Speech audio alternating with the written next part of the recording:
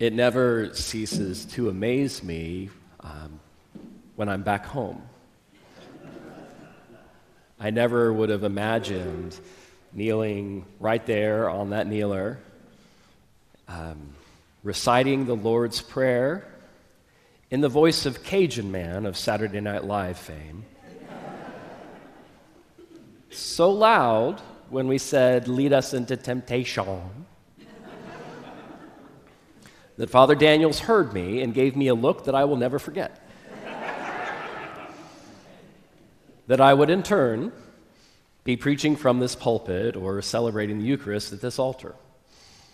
But I guess the Spirit has its own sense of what is right and proper.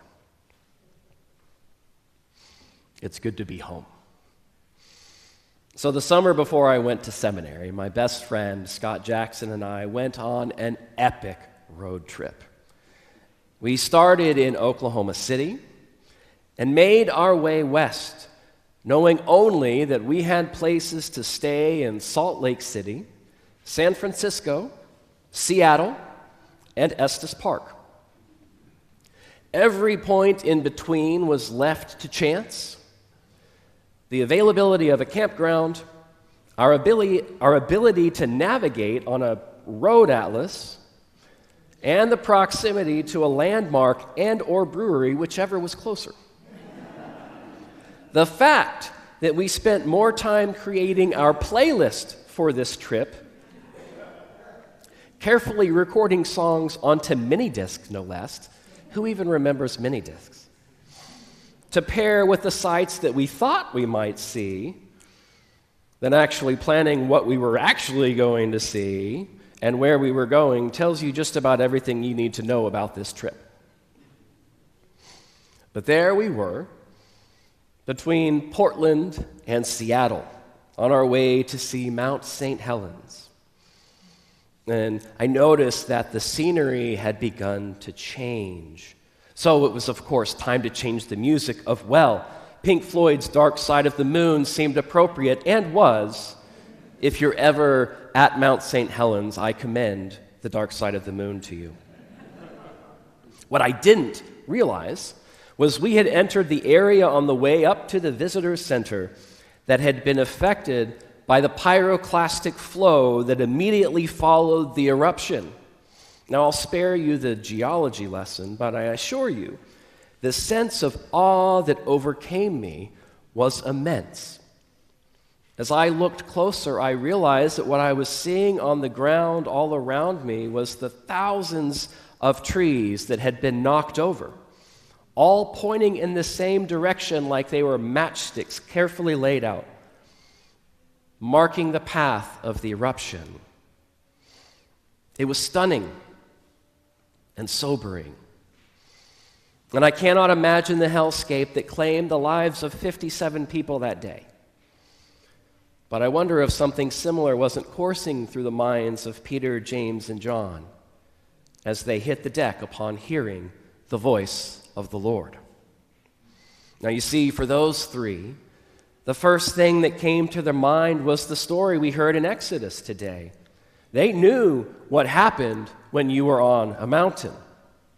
They knew that hearing the voice of the Lord was so terrifying that it likely resulted in death.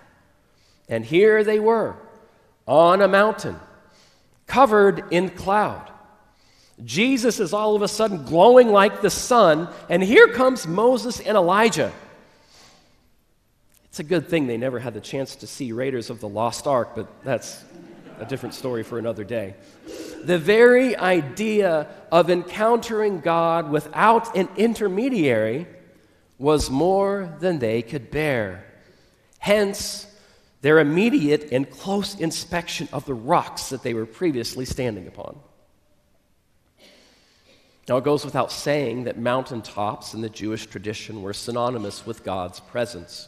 Tradition held that even setting foot upon God's holy mountain was punishable by death. So listen to the description from Exodus today. Then Moses went up on the mountain, and the cloud covered the mountain. The glory of the Lord settled on Mount Sinai, and the cloud covered it for 6 days. On the seventh day, he called to Moses out of the cloud. Now the appearance of the glory of the Lord was like a devouring fire on the top of the mountain in the sight of the people of Israel. This definitely wasn't a vacation destination back in Jesus' day. Why? Because this is where the Lord delivered the law to Moses. This is where the covenant in blood was set. The image of a mountaintop shrouded in cloud and smoke would be front and center to any Jewish person back then. Moses was the mediator the Israelites needed to spare them from the terror of approaching the Lord on his holy mountain. And that sentiment created, in many ways, a vast chasm between the people and God. Think about it. The God who created the whole universe was coming close with smoke and consuming fire. You better believe it was best to keep a safe distance. The fear of the people watching Moses go up into that cloud back then was clearly present in Jesus' 3 disciples today. But in Matthew's telling of the story, something has begun to shift. As Jesus is transfigured, his glory is truly revealed. Fear is tempered with excitement. You can almost hear Peter, "Here we go, this is great, now we can get to work. The Messiah has revealed himself, and it's time for the powers to take notice." The presence of Moses and Elijah reinforces Jesus' story and identity. So it makes sense, right, to build 3 dwellings, a forward operating base, if you will, for the show that's to come. Not so fast, Peter. Cue the cloud and the voice. And now it's just Jesus standing before them and the voice of God. They had heard about the time when Jesus was baptized by now, and here we have that story's bookend. "This is my Son, the beloved. With him I am well pleased. Listen to him." And here, the script is thrown out. Jesus, I imagine, lovingly shaking his head with that knowing half smile, half smirk, reaches out to the 3 of them.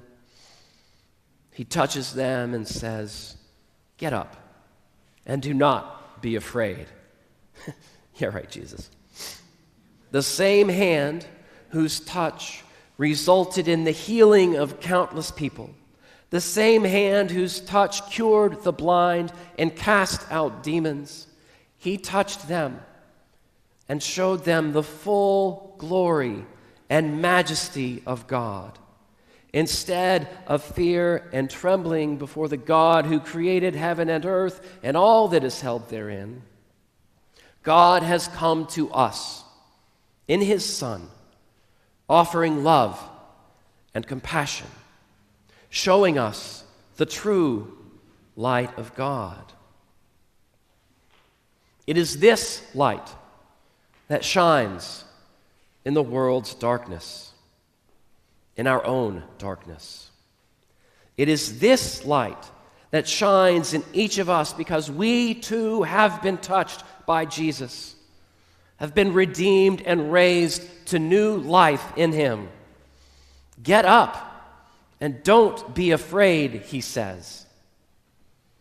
God in Jesus comes to us quietly and gently, even in the midst of the chaos and fear of our own lives. The immeasurable power that was present at the beginning of all things, concentrated in a hand reaching out to us.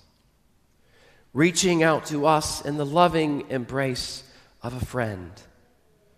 Reaching out to us as we hold silent vigil with a loved one in the throes of grief. Reaching out to us in the beauty of creation. reaching out to us as we speak for those who have no voice, reaching out to us in bread and wine. So as we prepare for the season of Lent that awaits us, may we be ever mindful of the light and love that carries us to the cross and beyond. May we, through prayer and reflection, find those things in our lives that either block us from encountering God's transforming and transfiguring love or inhibit us from sharing it. Most importantly, though, may we, with God's help, with Jesus' guidance and encouragement, get up and not be afraid or ashamed to boldly continue his work in the world. Let us pray.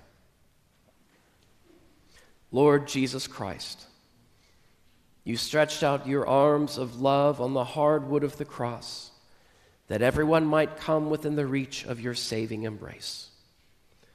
So clothe us in your Spirit, that we, reaching forth our hands in love, may bring those who do not know you to the knowledge and love of you, for the honor of your name. Amen.